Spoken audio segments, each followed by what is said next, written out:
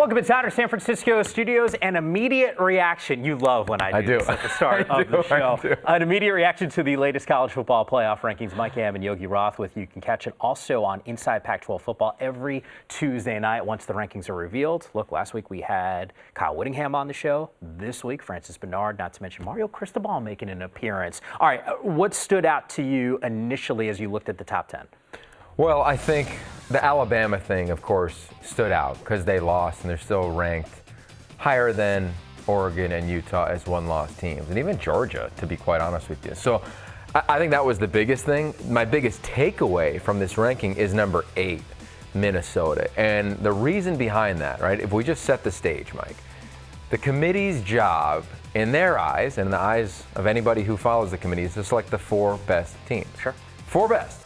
But how they define 4 best is up to the individual of the 13-member committee. So what they decided with Minnesota being up is they do not value, at least collectively, the body of work. Because their body of work, when you look at least the month of September, South Dakota State, Fresno State, Georgia Southern, wins they barely got, clearly weren't impressive. Sure. So I say that, and that's a great thing for everybody in the Pac-12, both the teams, right? You look at the Auburn game was week 1. You look at the Utah-USC game was in September. Sure. All right, cool. Like, they were better games than what Minnesota did. So, and I think you can look around the consistency of the committee. That's one thing that's been consistent, is they're like, all right, what's hot right now? So for 2 teams that will have another game when Alabama presumably will not, I think they're sitting just fine. Like, it can't be an ugly game with 20 combined penalties or anything like that, but right now, I don't even need to stand on the soapbox. I can sit on it. I can feel comfortable about it. And I think we all should, based on what the committee said, with 2 teams on a bye. They could have dropped them behind Minnesota. They could have dropped them behind Penn State. They could have dropped them behind even Oklahoma because they didn't play and made a case about that, but they didn't. So I feel good. Okay, so from an Alabama standpoint, I think what's intriguing about their situation is what's the ceiling in terms of movement for them? Now, they are coming off a loss at home against an LSU squad, gave up 46 points. Juggernaut defense that we always talk about in terms of Alabama just got completely manhandled. Full body worth of work, a strength of schedule that's sitting well over 100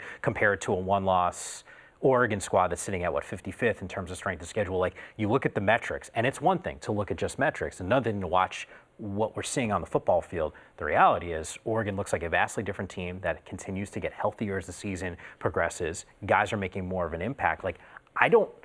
Even from an eye test standpoint, you mentioned this to me earlier. You were recording your passion bucket. What did you say? Hey, they're always going to have the horses. They're always going to look the part. We've seen some teams around the country that have 4- and 5-star recruits. That doesn't always mean you're going to have the best football team on the football field. And now I'm going to stand on the soapbox, okay, right, to the point of Alabama. Let's just be truth tellers of what they have remaining. They go to Mississippi State. They have Western Carolina. If you're not familiar with them, join the club. Nobody really is when it comes to the college football playoff. And they finish, of course, in the rivalry against Auburn on the road. Sure. Decent games, right? When you put those 3 up against the remaining for Utah or for Oregon, you can make an argument. And I get the Auburn argument, and that's fair. But what I look at is that the committee, again, is tasked to find the 4 best this year. We both did the mock committee selection. I went down there and asked specifically, do you consider previous seasons? Do you consider the history, the championships won last year, whether that's Clemson or Alabama or what they've done historically under Nick Saban? And they said unequivocally, Mike, no, we do not consider that. So what would that tell you? That would tell you that Alabama, to your point, not only gave up almost a 50 spot at home, they came off of a bye week at home.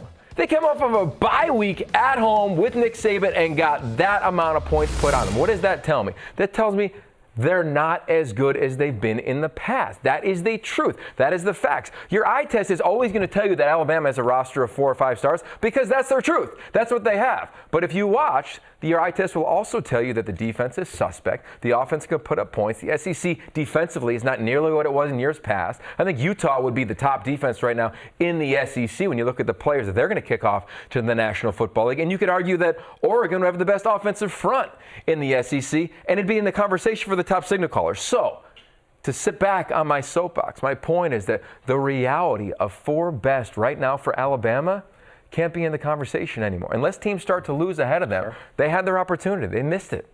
We can't start giving people passes based on their name and who they are and what they've done in the past. So that, to me, is going to be a big sticking point. They played well. They're impressive. But you lose at home off a bye week, ain't good enough for me, man. You've told me this before, that when you throw the term eye test out there, people will refer to the stars and the type of player that's on the football field. You just dropped something out there. You said Utah would be maybe the top defense in the SEC if they were playing that conference. Explain to me, in terms of a balance, not only what they're doing defensively, but also offensively. What does your eye tell you about their football team? Well, they look the most like an SEC team when you look at the history of the SEC. Why?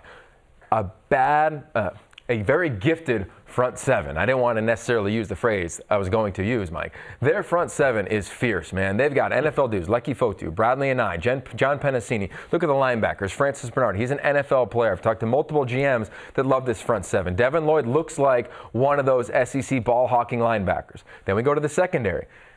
Julian Blackmon. Sure. Safety, looks like an SEC safety. Jalen Johnson looks like an SEC corner. Javelin Guidry is the second fastest guy in the country playing college football who also runs track. That's proven when you just look at what he's done in his offseason at NCAA track championship. So at every layer, they're real.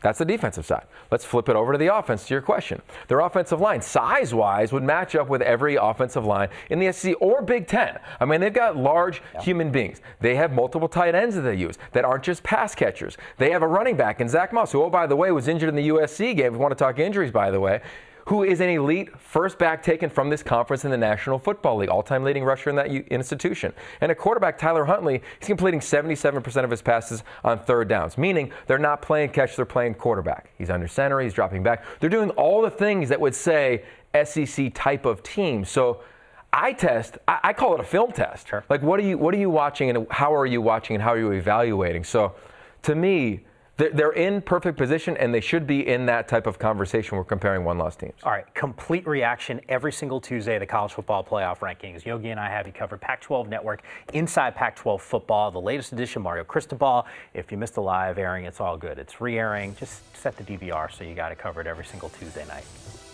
Well said. Get off the soapbox. You're good. Take a deep breath. I feel good about that.